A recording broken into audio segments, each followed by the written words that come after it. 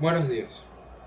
Un vector es una entidad matemática la cual se utiliza para representar cosas tales fuerza, desplazamiento, velocidad, entre otros. Como podemos ver, tiene una flecha. Esta se utiliza para ver las características principales, las cuales son la dirección, es decir, hacia dónde apunta la flecha. Por ejemplo, hacia el norte, hacia el sur. También puede verse por el ángulo de inclinación del vector. También tenemos el sentido. Indica el lado de la dirección. Por ejemplo, hacia arriba o hacia abajo, o hacia la derecha o hacia la izquierda. También tenemos el punto de aplicación, que es el lugar donde actúa el vector, especialmente importante en física. Y por último, la magnitud, lo cual nos indica las unidades que mide ese vector. Los vectores están conformados por los componentes, que no es más que unas coordenadas que indican eso mismo, dónde está el vector.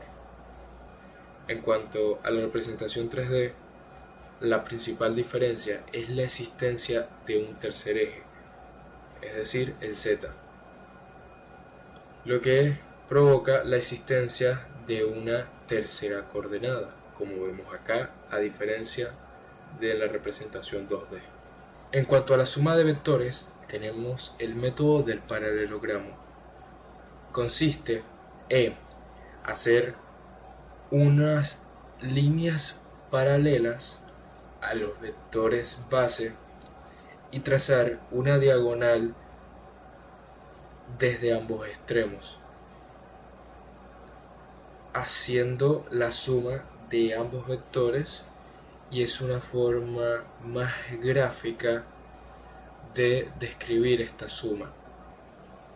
En el siguiente método tenemos el del polígono, el cual, a diferencia del anterior, donde un vector estaba al lado del otro, aquí es uno seguido del otro, lo cual nos provoca una diagonal que es el vector resultante.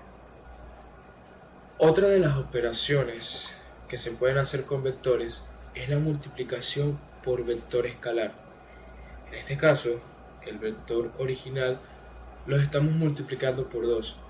Por lo tanto, va a tener el doble de tamaño que el vector original. Ahora, si lo multiplicamos por un vector negativo, nos daremos cuenta que tiene la misma dirección, pero ahora cambia el sentido. En cuanto al sistema de coordenadas cartesianas, tenemos que entender que el plano cartesiano está compuesto por dos ejes en cuanto a la representación 2D. El eje X, que es el horizontal, es decir, izquierda o derecha, y el eje Y, el vertical, es decir, arriba o abajo. Este plano está compuesto por 4 cuadrantes, y aquí es donde se introducen las coordenadas para poder representar los vectores. El otro sistema para representar vectores es el sistema polar.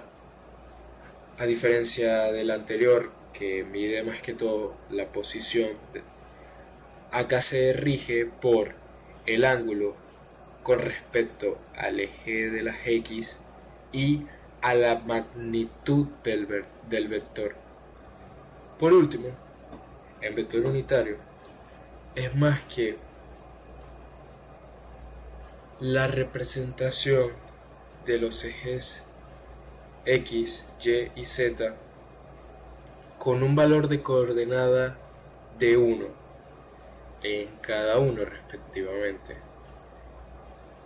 Podríamos sustituir el eje X por el nombre nombre de y el valor de 1, el eje y por j y el valor de 1, y el eje z por k y el valor de 1.